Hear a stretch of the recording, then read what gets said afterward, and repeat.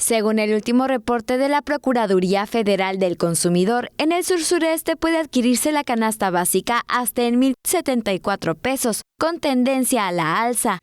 Melón, lo que es el melón, ahorita la caja de melón bueno te vale 890 la caja, cuando estaba 500, 450.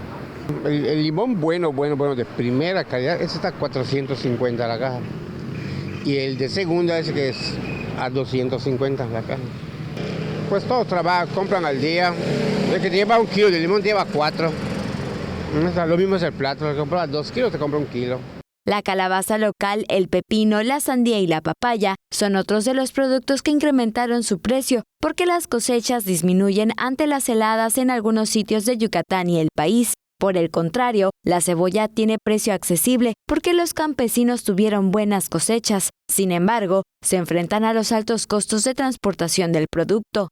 En el caso de la escasez de huevo y el alza en su precio, se debe a la gripe aviar y al incremento en el costo de los alimentos de las aves, porque los granos se exportaban de zonas en conflicto por la guerra entre Rusia y Ucrania. Bueno, el huevo ahorita, yo compro el huevo mayoreo, lo compraba yo a 36.